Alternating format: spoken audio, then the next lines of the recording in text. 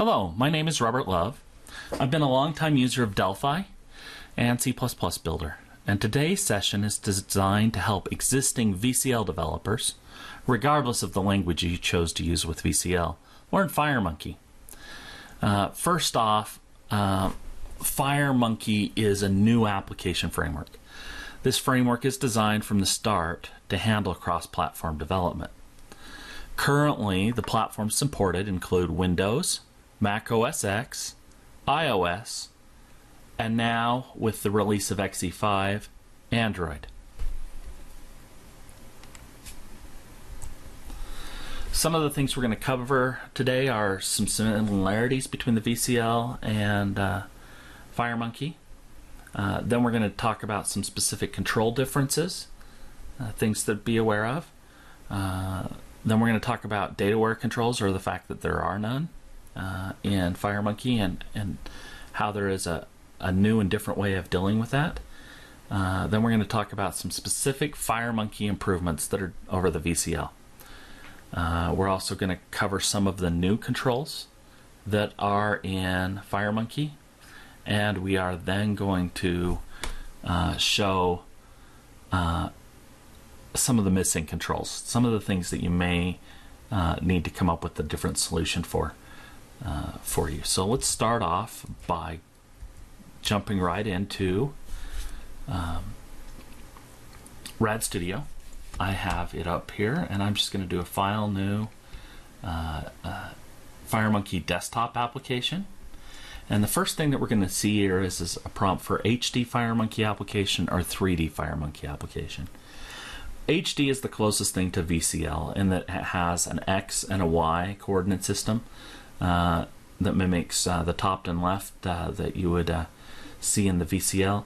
A 3D application adds an additional position of Z for depth, and then it also gives things like rotation angles, cameras, lighting sources, things that are needed for a 3D application.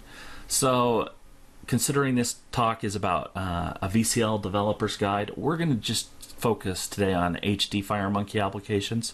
The good news is everything that you deal with an HD FireMonkey application will apply as if you decide or need to deal with a 3D application. So let's just start there. Alright, one of the first things I want to do is just go to the project menu and hit View Source. If you'll notice here that the view source is very much identical to something you would find in VCL. The only difference here is instead of VCL.forms, we have FMX.forms. So this is something that you're familiar with. It shouldn't be a drastic change. Another thing that I want to point out is our form source for that default form that was created. Pretty much the same thing that you're used to seeing. Your form is descending from T-form. Granted, it is a different T-form. It's built in the FireMonkey framework, but a lot of similarities just in the basic code. One of the things that I want to point out here that is significantly different, though, is that there is not a DFM. There's now something called an FMX. So if you look here, there is an FMX file, but I shouldn't have said really that it was significant, because if you view it as text, it looks just like a DFM. It just has different properties that map to the FireMonkey framework. And so we have that. But when you're dealing with, hey, what files do I need to commit? Well, one is this new FMX file, so that you'll know that that's in your source code control. So to start things off here, we're going to drop down a few controls. I'm going to just drop down an edit box, a label, and I'm going to drop down a button. So we're going to just put these on the screen in any old fashion, because really we're just going to click on them and show some various things. First off is positioning. In all the FireMonkey controls, there is no longer a left and a top property. Instead, these are set under the position property, and they're underneath position you have X and Y, and so I can position things here with the X and Y properties. One thing that should be noted is FireMonkey is vector-based, and that means that it is not absolute pixel representation. You can things scale really well and are relative to each other. With that, I have some finer grain controls. So say this position is 60, I can say 60.5. It is actually based as a floating point number here, so just be aware of that. It's not overly concerning to me. Most of the time I never use that functionality, but I just wanted to be aware of it. Now, while we're at it, I'm going to show you the label property here. And one of the things that I wanted to point out is the font. Now the font here has the standard sizing that you would expect. However, fonts in FireMonkey are device independent pixels, and they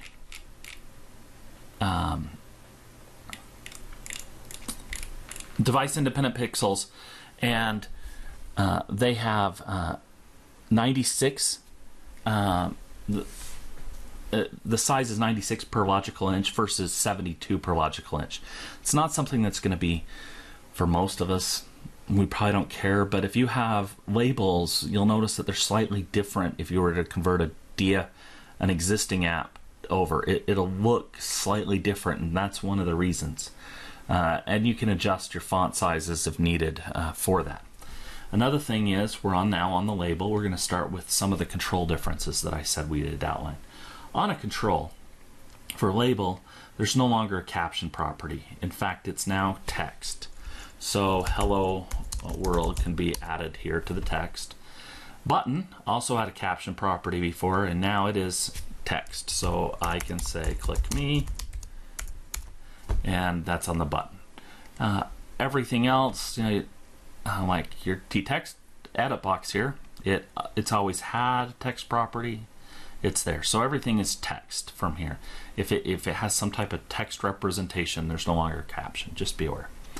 Now we're going to talk about a checkbox. A checkbox has slightly different behavior. The checkbox before in VCL, you could, on the on-click event, you would be able to respond to whether it was changed or not. That no longer applies. In fact, there's an event called onChange where I will do that. So I could come in here and say if checkbox 1, and now we used to say checked, and checked is not a property. It's now is checked. If it's checked, then we could come in here and say label text equals checked.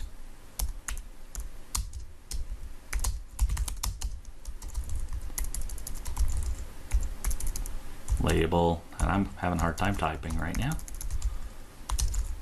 equals unchecked. So if we run this application really quick, as we check, it'll change that label up here.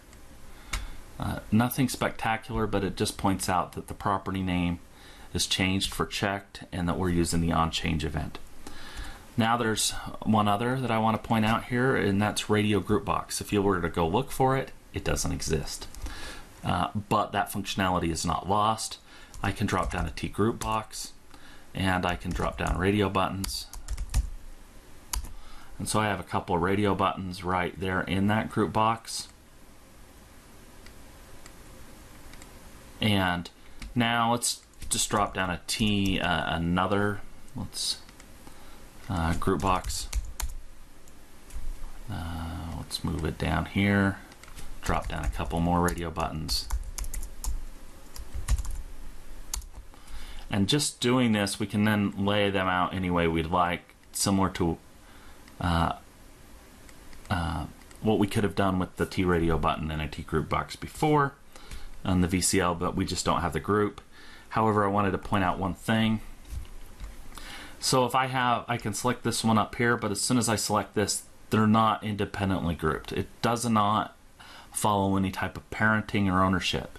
To deal with that, I just have to select the buttons I want grouped together. And there is a group name property right here. And all I need to do is set that. So I can just say group 1. And these two, they'll be grouped together because they have no name, or I can call them group 2. Or whatever I want to call them, actually. So now if I run these, 1, now they're independently behaving separately. And that's just a slight difference once there. One other control that I typically like is a T time picker, and there isn't one. Instead, there's a T calendar edit. And a calendar edit, I'm going to pull this out and onto the form. And the calendar edit allows us to edit dates. And there's also a T time edit. And right there, a T time edit allows us to edit times. The nice thing about these controls is they change the way they look and feel depending on the platform. So if you're like on a mobile device, you're going to get something that works much better for a mobile platform. We also have all the standard controls that you might have expected, like a D-main menu. You also have progress bars, things like that. One of the things, though, that is missing on controls is there's no hint property. Instead, there's this thing called a T pop-up. I can set a pop-up, say like under this button, and under the button I could add, I typically like this look that is here. It's a call-out panel. I'm going to put that in the pop-up.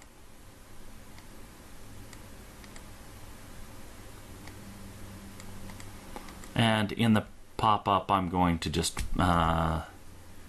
or the call-out panel, I'm going to add, say, a label. Like that. And say maybe I want... Anyway, I could put like edit boxes, whatever I wanted in here. And then in the buttons, events of on enter, I just have to say pop-up 1 is open equals true, and on the leave is open equals false.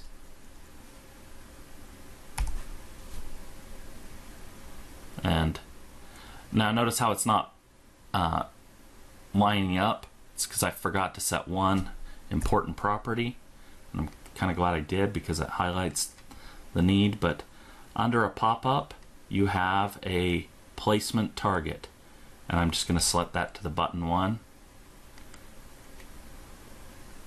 Now it's always going to stay in relation to that control. I can put whatever I want inside of this pop-up, so I could put and so this functionality could be used for something other than hints. I could choose to pop it up and not dedock it. So an example is, say I had a something I wanted that was similar to a combo box, but instead of a combo box I wanted a grid to appear. I could use this control for that. It makes it really nice and easy. There. Now, one of the most interesting differences in FireMonkey is the fact that there is no... Before in VCL we would use panels. In fact, quite often we use panels to group controls together, and those controls, we turn the panel borders off. We didn't really want them there, but we needed some way to group our controls together. And if we want to do the same thing, there is a T layout right here. A T layout is nothing more than a little container that I can just put things in. So I could put in, let's say this group box. It's now in there, and everything is kind of relative to it. So just kind of moving it around here. And it has no borders. A panel would have borders, is there. But say this group box I want paired with this label. Well, that's one thing you can do now. You could say, hey, this group box is now, if I just drag it over on the structure viewer, over under the label, if I move this label, you will notice the group box moves. That is because they are parented together. This allows for unique groupings. Any control can contain any other control. And because of this, the structure viewer is really, really useful in FireMonkey development. It allows us to edit the things that we need in a very quick, and access the controls we want in a really quick and easy way. Now I'm going to just start now that I've kind of talked about some of the controls and the differences in those controls, I wanted to kind of hit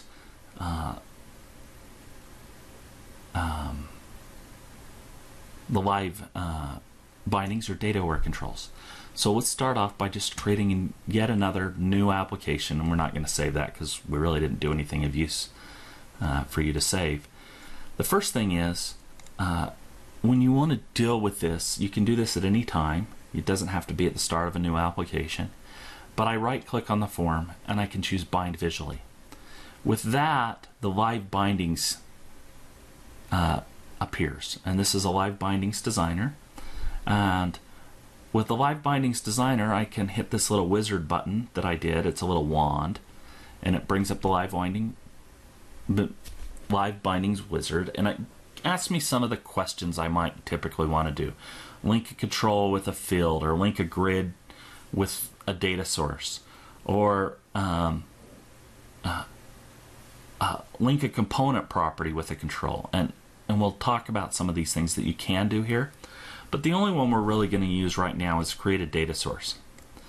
With that, I get a choice of the types of data sources that are built into the framework. And first off, there's FireDAC, and then the second is this DB Express, and then there's this one called Prototype Bind Source. And Prototype Bind Source is really good for these quick and easy one-off demos. But we've used it when I've had to mock up screens for my end users to show them what a screen might look like with some kind of sample data. And so that's what it's useful for in that respect, is quick samples. It's not something you'd ever use in a production type application.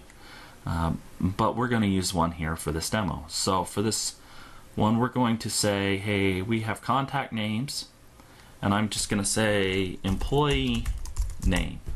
And if you'll notice, the sample value here is Mark Anderson, and it's going to be a filled type of a string. Well, I'm going to add, hey, let's just pick contact names again and say manager name. And I'm and say I want a date. Let's think hire date. So I'm just going to come in here and select a date. Notice there's date of the type or string. In this case, let's just use the date type. And so I'm going to just say hire date. And let's do something that's not typical with VCL. Let's just say I want a photo.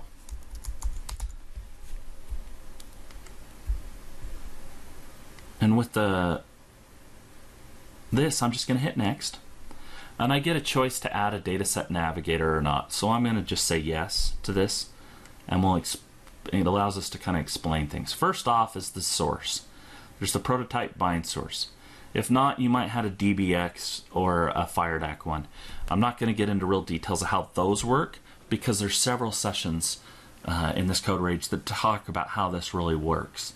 I'm just kind of showing the basics of the live bindings. With that, you'll notice a little arrow down here in the live binding designer that says this data source is tied to, well, this navigator is pointing at the prototype bind source. So see this right here, if you'll see the data source, is the prototype bind source. Now, since there's no concept of data aware controls, that means that I can kind of use whatever I want. So say I want a string grid, because I want a grid, and that's the grid we have.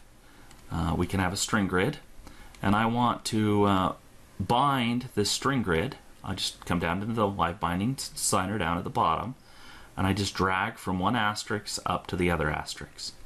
And if we look, now we have a basic grid kind of all bound up. The problem is that doesn't look good, and that's not the way we want it. So if I highlight that arrow, it's going to select the correct property that I need, and I'm going to be able to hit columns. And with columns, I'm going to be able to create, say, 3 columns. And the first one I'm going to say is the employee name, and we're going to just say its width is 100. The next one, the member name is the manager name, and I'm going to also make it 100. And the last one is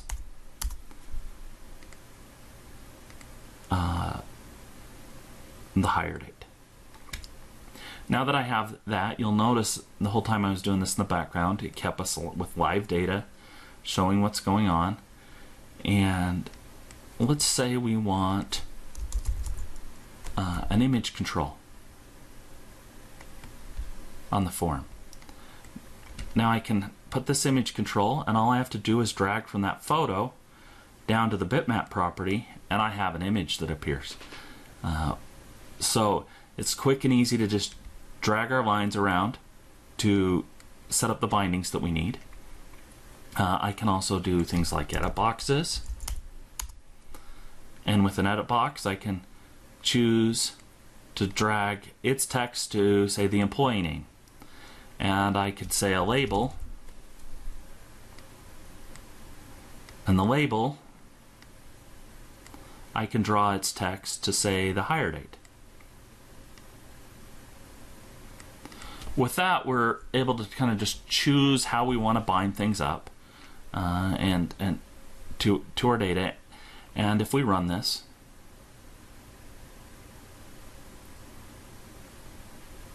we're able to navigate the data over here. You'll notice the photos do switch because there are some in there. But one thing is everything seems to be pointing to the bind source, but live bindings doesn't really require us to do just that. I could take an edit box. Let's just drop one of these down. And let's just say I want a label. And so we're going to drag, hold on, I'm going to just keep clicking the wrong thing here. I'm going to delete this because I accidentally linked it.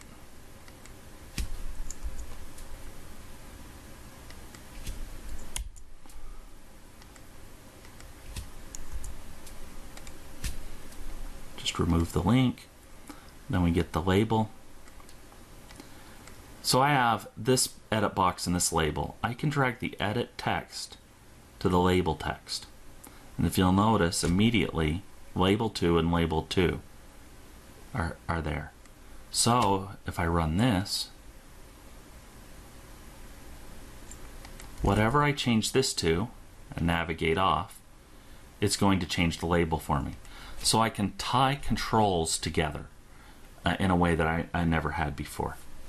And so that's kind of just a real high-level overview of live bindings, but it shows you how to build those types of applications for you.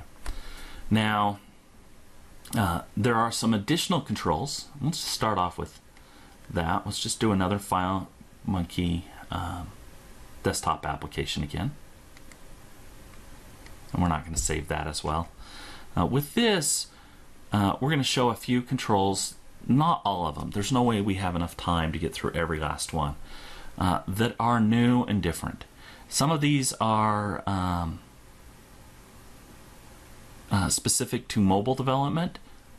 Some of them are different that you might see in different platforms. But if I come into the additional, I'm going to see like an animation, an arc dial. There's this really funny button called a corner button, and it took me a second to find out why would you even need this. So if I make this here, it gives us a little control on some styling.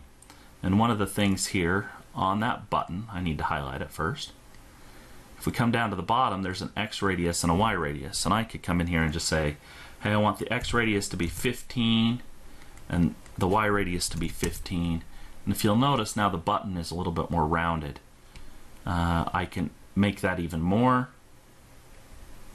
So here, by emphasizing at 50 and 50.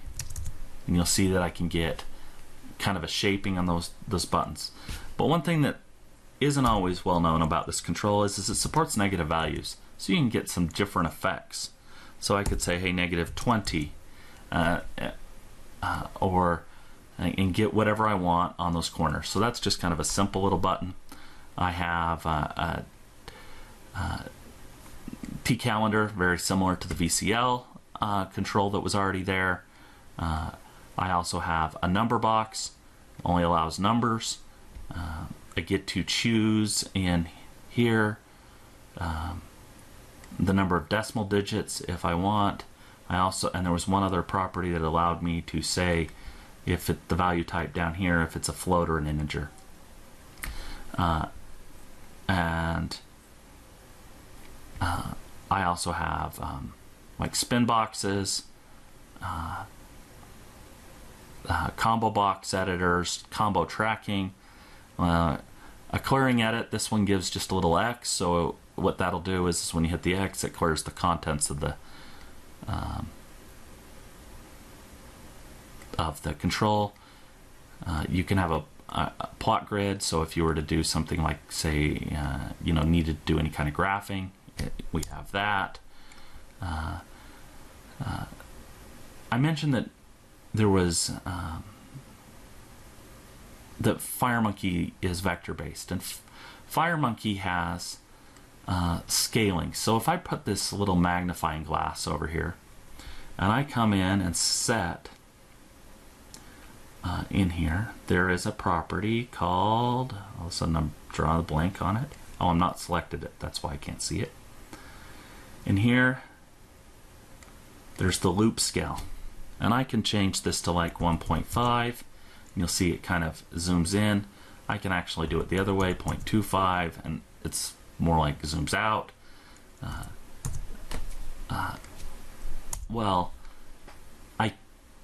Every control can be sized like that. So I can take this T-calendar control, and I can go to scale, and I can choose 1, and I could choose 1.5 and 1.5, and it will rescale. I can scale the entire form or specific controls at will, depending on the needs. I don't want to scale anything to 0 or it disappears. But that is one option that you have. This is different than just setting height and width because it keeps the proportions. That's because everything is relative to each other with the fact that it is vector-based. There's also some other controls. Say I have this edit box here. Well, there's these whole new sets of effects. If I just type in effect, I'll see a whole bunch of effects that are here. And effects I can use in all sorts of different ways, but let's just choose one that's going to show well for you. I just dropped down a glow effect. You'll see over here it's just sitting by itself, but if I parent that under the clearing edit so that it's there, now if you look at it in the designer, you'll see that it's got this glow effect around it. That glow effects, if we were to look in the help file, I suggest that you do look in the help file when it comes to effects, because there's lots of great screenshots that show how it would interact with, say, images. These are great for just images, but I've found that they really work well for controls too. So I could come in here and say, you know, if somebody typed in I've always, we have a concept, we have a T-color edit in VCL that we wrote for ourselves. And this changes the border of the control to red when a required field has not been entered. Well, the same concept with this glow effect has worked really well to do the exact same thing. We're able to just attach a glow effect. If it's not enabled, it disappears. We just enable it when they haven't entered the field and they've tried to post a form. That allows us to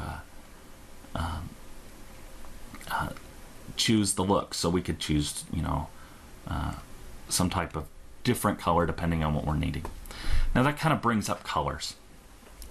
Colors are a little different than the VCL. In the VCL we had RGB. We still have RGB, but there's now an alpha component to colors.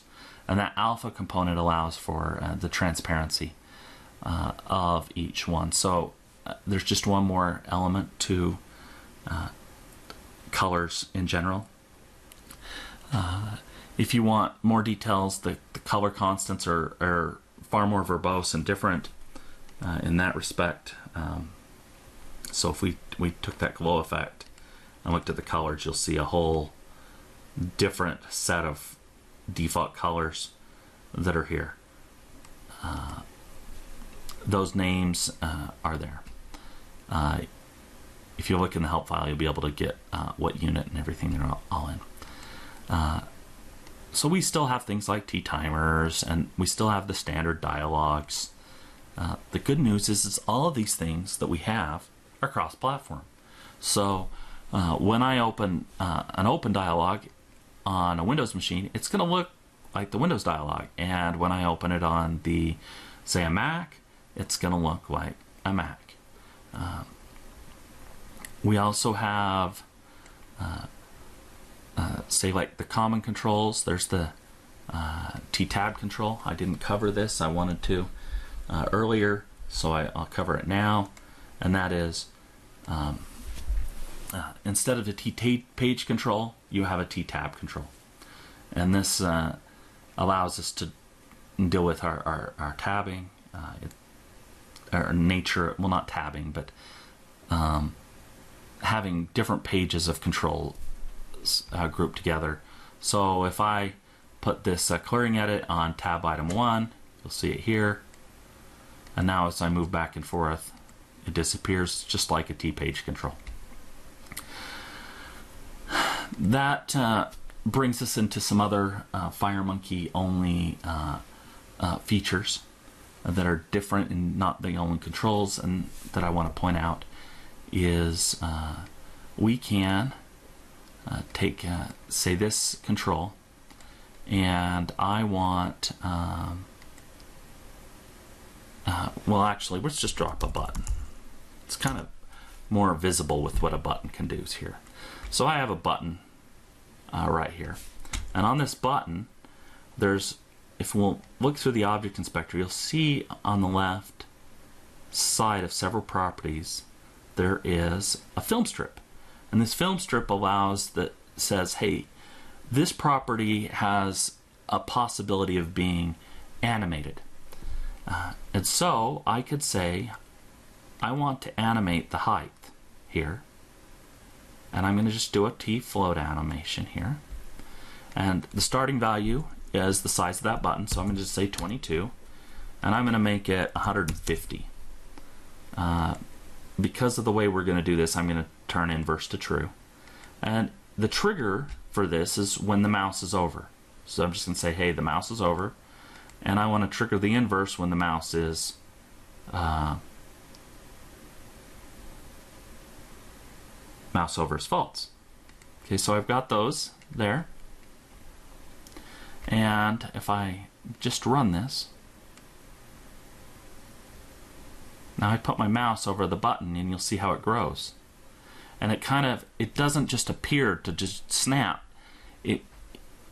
It gradually grows over time. And what we have here on that animation, I'm just going to select it here, we have a duration. So it tells how long it's going to take for that to happen. Well, this is really useful for touch devices. So if we're dealing with things that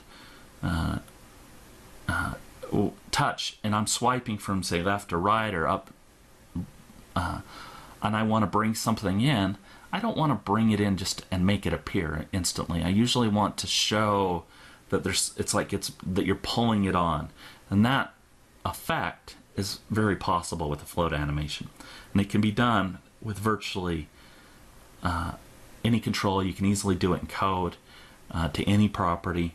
It's really quite easy to do, but you can also do it right here in the designer, and I just wanted to show you that.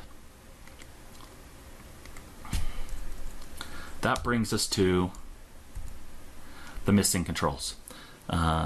Some of the controls that I've found that are missing is a T-mask edit. There isn't anything that I found that's equivalent. To be honest, I'd really prefer something that's not equivalent to T-mask edit. If I were to see a control like that, I'd want to have something far more powerful than the mask edits provide in the past. I've also noticed the ribbon controls are not there. There's nothing like that. To me, I've never used the ribbon controls, so I'm really not too concerned about that. Now let's kind of go back and review what we've covered and kind of show you or talk to you a little bit about each one of these things. First off, the controls we have left and top. Well, those have been moved to position X and position Y. They're no longer integer values, they're floating point values. If you were looking for a caption property, don't look there, it's a text property. Fonts went from points at 72 per logical inch to device independent pixels at 96 per inch. Checkbox, it's no longer on click, it's now on change, and its property is checked. If you want to read T-radio group, you're just going to use a T-group box and a T-radio button, and you'll need to set the group name if you have more than one on a control. T-date time picker. It doesn't exist, but there are two equivalent controls separated instead of just having one. We have a T-calendar edit and we have a T-time edit. And then there's the T-page control, which now is a T-tab sheet that gives us similar functionality. Now going on to the live bindings that we dealt with, there's no specific data-aware controls. Every control can really be bound with live bindings. To get to it, you can just right-click on the designer and select Bind Visually. And I wanted to kind of point out that there's this new prototype bind source. Unique thing is live bindings. I know this is a talk about FireMonkey, but live bindings can apply to the VCL there. Some of the improvements that are there, we have better scaling. We talked about animations and those effects. I did not talk about, but we can point it out here, is that every control has a rotation angle. And so I could, there's no need for, say, a vertical label. All I do is change the angle that I want that label to appear. So say I wanted up the left-hand side of my form, the word expert or whatever you may have that explains what's going on that screen. You can do that. And you could have it at any angle you want. Shoot with animations, you could have them rotating, but I don't see any practical reason why there. So I just want to thank you for spending some time with me today. If you are attending the live session, we're now going to open this up for questions. Thank you. So I have a question here about how to understand converting from pixels to dips and back again. It says font sizes are different too. Are you aware of any good utilities or ways to deal with that conversion? No, to be honest, I haven't felt like I really needed anything at that level. For my typical business application that we just use the default font sizes. If we need to up it, because we want something like bigger, we just change the size. But we're not really trying to get pixel perfect from, say, a VCL to FireMonkey. So I don't know of anything in that area. Yeah, it's a little bit different paradigm, but yeah, I found that usually I'm able to get what I want it to look, but I haven't tried to duplicate VCL. It says talk about Windows Mobile. Does that mean Windows Phone, Windows Surface, or both? So I'm not sure if that applies to what you were talking about, or that's from earlier or not. I think that seems earlier, but no, we didn't mention Windows Mobile in mine at all. Yeah, so yeah, Windows Surface Pro, the support Windows FireMonkey will work with that, but it won't work with Surface RT or Windows Phone. It says if you change font color of the checkbox to CL Navy, for example, they will not change. So have you done anything with changing font color on checkboxes? No, I haven't ever tried it on a checkbox, but that doesn't surprise me because it's based on the style. Yeah, I was going to say, you don't change the style to change the color on that. Right, but the font actually on a label, it does come through. Okay. I have changed the color on a label. So there's a question here from Alf. Is the structure view highlight now synchronized with the selected controls, or do you need to scroll to find this highlighted selection? You know, I haven't ever tried. Yeah, I was going to say, I don't remember having to scroll, but I don't remember for sure if it was synchronized or not. So, you know, in the demos that I was doing, they were always so short, I never noticed. So the answer is I wouldn't know. I'm real helpful in these questions here today. Is there a way to transform source values in live bindings for the destination? For example, you want to pull the height and width from a DB source and display a T image, but bind the height and width as double times 2 or whatever the database source is. Is that possible? Oh yes, totally possible. You can bind from, say, a data value over to any property you want. By default, it shows, say, the common ones you'd bind to, but there's some little libs. You can expand out. Not only that, you can change the live binding expression so that you can do like a times 2. So change the live binding expression. Very cool feature about negative values for button radius. Could more than one effect be applied to a control? Oh yeah, yes. You can apply multiple effects. Can I use an effect to make a cell in a grid green or red? You know, I've never tried an effect on a grid cell itself. I do not know if the cell itself is a control. I'd have to look into that. But if the unique thing about FireMonkey is every control can parent any other control. And if inside the grid there is a control that's rendering your cell that's just not visible, you can't, then the answer is yes, there will be a way to do this. Yeah, I know in the TMS FMX grid, FireMonkey grid, you can do all sorts of things. You can access individual cells, you can do color effects, you can put true and false, put checkboxes in. There's all sorts of things you can do at the cell base. Sometimes you have to hook an event to do some custom operation, for example, on a cell to be able to put color. I know they have examples with color banding in the grid, in grid rows, you know, alternate color banding and so on. So you might look at TFMX grid, which was a special offer, but it's part of the TMS FireMonkey pack components from TMS. Really good. And it's got all sorts of components in the pack, and they have it updated for XZ5. But I guess this was more about grid or string grid. Yeah. Let me drop one of those. Guys, go ahead. Sorry. David's testing right now. Yeah, I've got the ID up here and just trying different stuff. Do all FireMonkey controls respond to gestures? I don't know if they all do, but with a gesture manager, you can put any kind of gesturing you want on any control. So you have the control or the power to customize that as needed. So everything could have it, whether or not they have built-in gesturing support. I couldn't say for all controls. Things like T-list view have some really nice gesturing for like delete, things like that. I mean, anything that has a user interface surface can have a gesture associated with it. Even panel, which is a container but has a surface. But you can also just put the gesture at the form level, and then you'll get the information about where the gesture happened.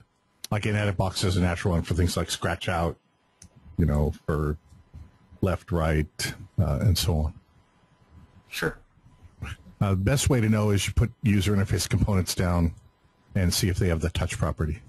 session about FireMonkey styles. Do we have one on FireMonkey styles coming up in CodeRage?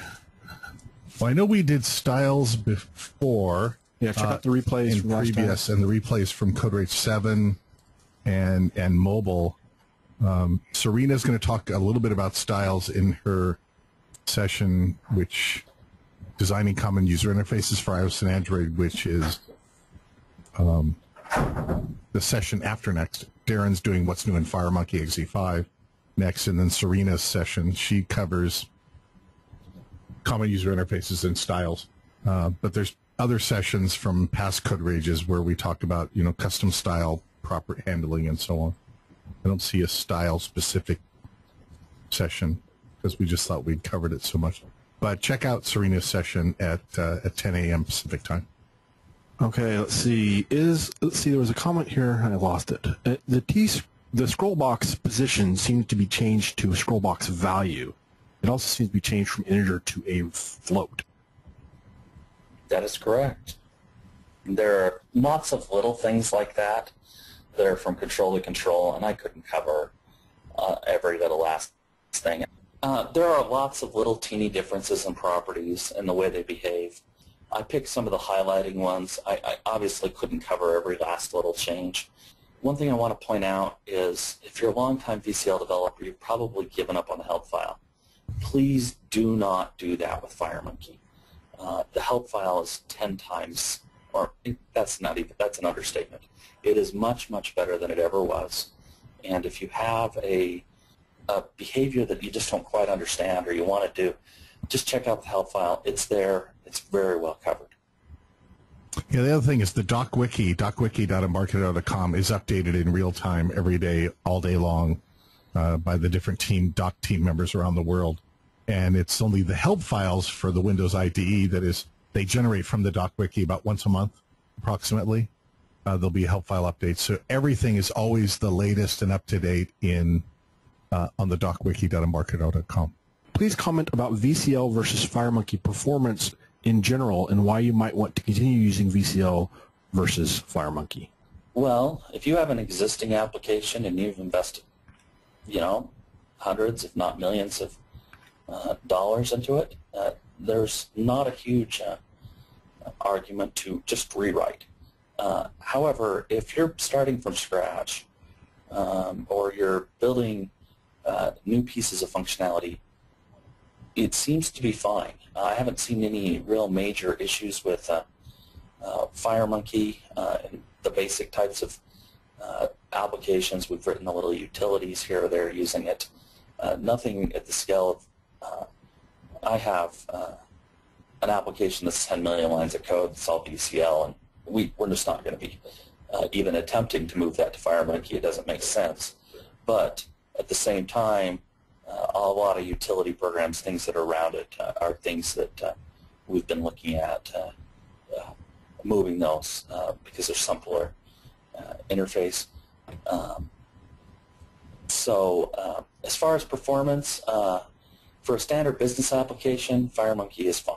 I haven't seen anything that would make me think otherwise.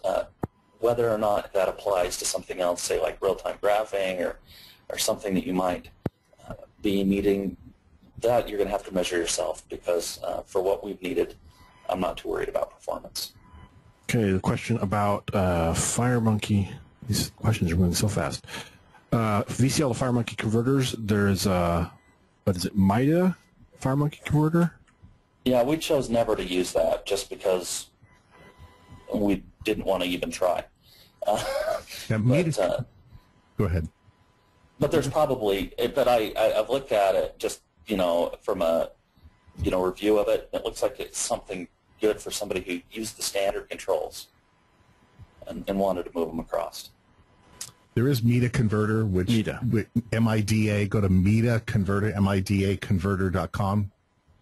Morrow keeps updating it to do more and more and more for Delphi, including his studio version will change source code as well, and he's got it now supporting XE5 FireMonkey things. So just www.midaconverter.com. I think it's shown up in past releases as a registered user download, the Embarcadero edition, so you can take a look at it today, and I'm not sure if the XE5 Embarcadero edition is up there or not. But it should appear. Does FireMonkey have a grid for making appointments similar to Outlook? You know what? Outlook, you mean when you like the inbox where you have date and date received and subject and whatever? I mean, T-grid, T-string grid. String grid is strings. T-grid lets you add checkboxes and dates and all sorts of stuff. And you can do even more in the TMS grid. And I think InfoPower is working on a grid as well for FireMonkey. Built in, you have T-grid, right, Robert, and T-string grid. And T-grid, I created an example. I put a checkbox in a column. I put a string in a column. You just put T-grid down, right mouse click, and say add column, and you can see what kind of column it is. Let me right mouse click again and look at the column choices. So if I say on the items editor, add an item, you can have a column, a check column, a string column, a progress bar column, a pop-up column, and an image column, or the current column type on T-grid. And string grid is just strings. So, and as David mentioned before, InfoPower, I believe, has a they're coming out with a grid and TMS software, so you can check. TMS has a lot of grids on different platforms, and I hear a number of other third parties. I'm not going to name any names, but I've heard a number of third parties are working on grids as well. So more FireMonkey grids are coming. Yeah. But check out T-grid. It gives you 4 types. We don't have one called T-Outlook grid. Someone could create one, though. You know, and I haven't used Outlook in so long, I wouldn't know what that looks like. I mean, the inbox has a date time column when you received it, who it's from, who it's to, who it's from, what its subject is, but and maybe a little glyph or something. But we don't have an Outlook grid. One thing, though, if you want to invest on any current control, if you just want it to look slightly different, that's where styles come in. I mean, that's the power of the styling engine. So if you need it to look a little different, you need some rounded corners or different behavior, not different behavior, but different visual representation. The style editor, spend some time there. You'll learn that you can make it look any way you want.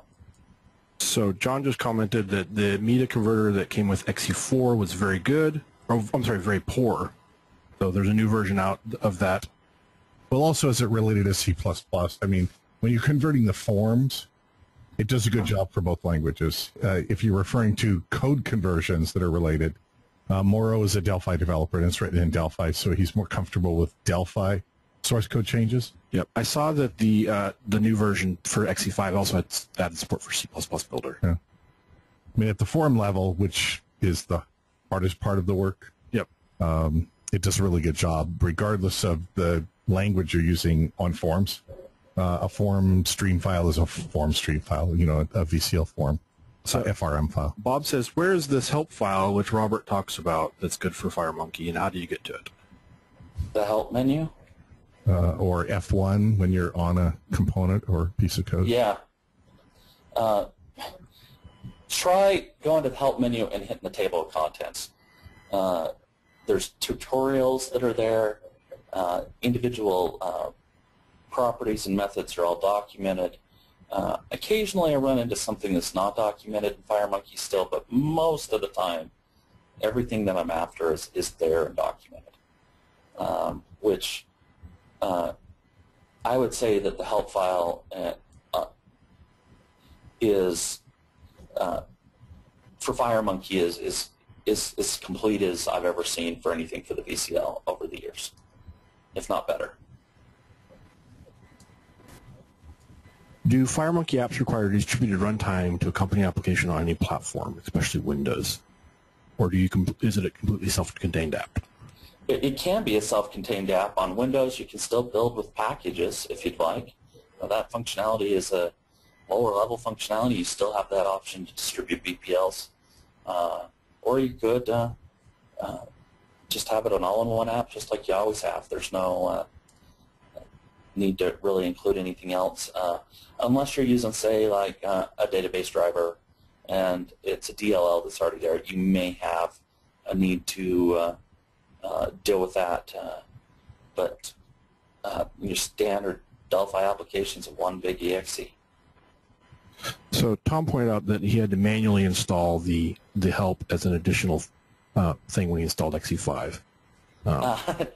Yeah, it's the last step. Yeah, there's another step, and so it depends on how you installed it from. But yeah, sometimes you need to install that manually. This was a good session. Thanks. Yeah, and we're at the top of the hour. Yep, we are. Unless my time is off. I think that clock over there is wrong, but Yeah, my computer might be wrong. It says 9:01, but yeah, that's what my phone says. that's just me. So thank That's you your so fault. much, Robert, for your time in this.